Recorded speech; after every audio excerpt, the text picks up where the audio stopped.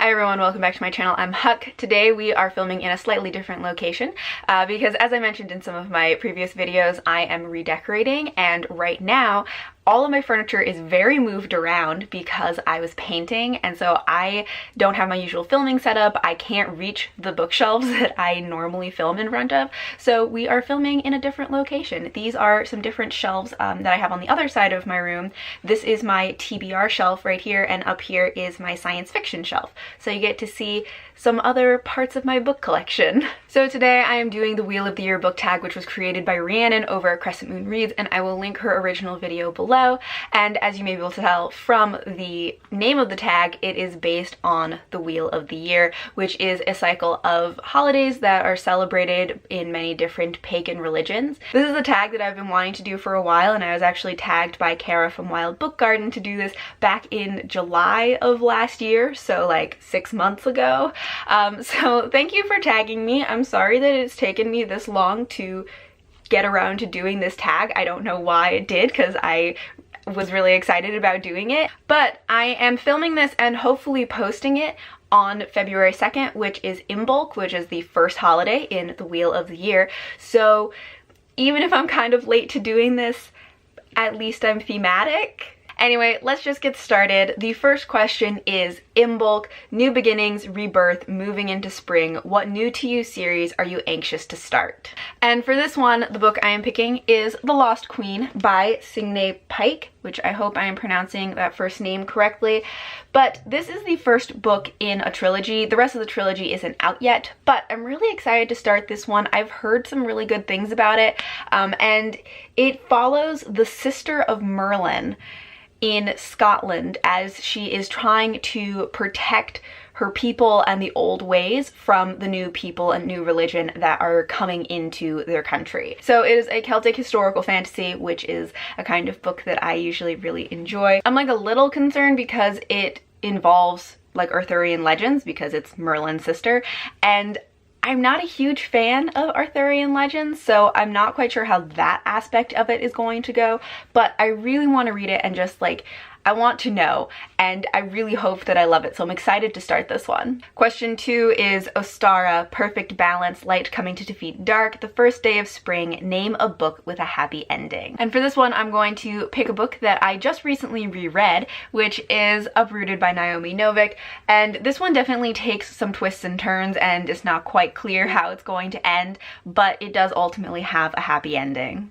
Then question 3 is Belton, vitality and fertility, the peak of spring heading into summer. It is a time of passion and love. Name your favorite passionate couple, canon or not. And for this one, a lot of my favorite couples are not like the super passionate ones, but I found one that was an old favorite from when I was younger, which is Leodin and Bran from Child of the Prophecy by Juliet Marillier. I always have to pick at least one Juliet Marillier book for my tags, so this is the obligatory Juliet Marillier book. And this couple, they're a passionate couple in like the level of intensity, and that they will always save each other. I think they are a very intense couple. And question 4 is Litha, longest day, the sun is in full power, life is full, and it is time to celebrate before we begin the descent into the dark of the wheel. What book or character makes you feel most ready to party? And this was a tough one for me because I am not a party person. My level of like social energy is talking to one person in a quiet room. That's my happy place for socializing. So this was kind of hard because there are very few things that would ever make me be like, yes, I want to party. But I did find one character that if I was going to party, this is who I would want to party with, which is Jest from Heartless by Marissa Meyer. This book as a whole was very like so-so, very forgettable, but Jest as a character, like he was one of my favorite characters from the books that I read in 2018. I love him so much. He is a jester, a fool character, which is an archetype that I absolutely love. There are many reasons that I would want to party with Jest. One is that like he is a jester and a fool, and he just seems like such a fun person. Like no matter where you go, it would be fun to be with him. But also that he is the kind of person that he's having fun if you're having fun. He's not the type that like would go to a party party with you and then just abandon you. He sticks with the people that he goes to a party with and really wants to have fun with them. And there is a scene in this book where he takes the main character to a party where she doesn't know anybody and she doesn't really know what's going on. And I really liked the way that he stayed with her and he didn't just like abandon her, and it mattered to him that she was enjoying the party and he was just like really fun to be with. And I just enjoyed that he really kind of took care of her at the party. So I guess what I'm saying is the kind of person I want to party with is I want a babysitter at a party. I don't actually want to party. I just need someone to babysit me at a party. Don't I just sound like a really fun person to party with? Question 5 is Lammas. First harvest, moving into autumn. The first grain is harvested. What tasty treat in a book would you love to be able to pull from the pages to eat? Now for this one, I very easily could again say Heartless by Marissa Meyer, because the main character in this book is a baker and they describe the food a lot and it just sounds so good. But for the sake of variety, I am going to pick The Scorpio Races by Maggie Stiefvater. In this book, there are November cakes, which are these pastries that have like a orange flavored filling, and then they have like icing and frosting on top, and they just sound so good. And they're supposed to just be really like, they always describe them as being like really warm and sticky and sweet, and they sound amazing. And there's actually a recipe for November cakes in the back of the book, which I am very tempted to try making at some point. Question 6 is Mabon. Perfect balance, dark coming to defeat light, the first day of autumn, a time of reflection on the year's fruition. What is a project you are proud of that you recently made progress in? So the biggest project that I have been working on that I have made progress in is redoing my room.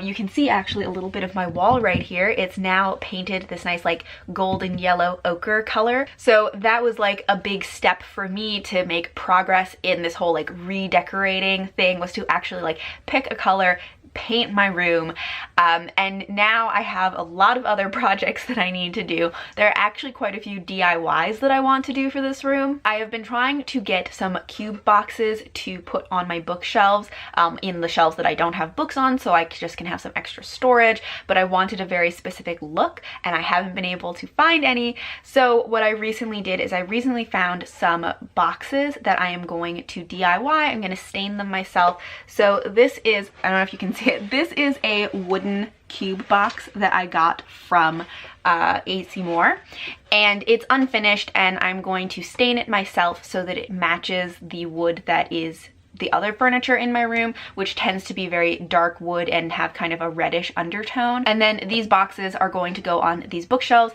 Not this one specifically. I have 3 bookcases that are like this one that go further down the wall, and not all of them have books on them, so I'm going to be putting these boxes on there. But I'm very excited that I finally found some pre-made boxes that I can stain, because I was considering building the boxes myself, which I could do, but it's just like a lot of extra work, and it is so much easier to just like get a pre-made box and stain it. Question 7 is Samhain. All Souls Night, the point of death in the wheel, the boundary between worlds is thinnest, time to honor ancestors. Name a book that represents your ethnic heritage, or if you've not read one yet, what ethnic ancestry you'd like to see in a book. So for this one, my heritage that I'm going to be talking about is that I am Jewish, and I have been on a quest to find more Jewish representation in fantasy and a little bit in science fiction, but you know, I'm more of a fantasy reader.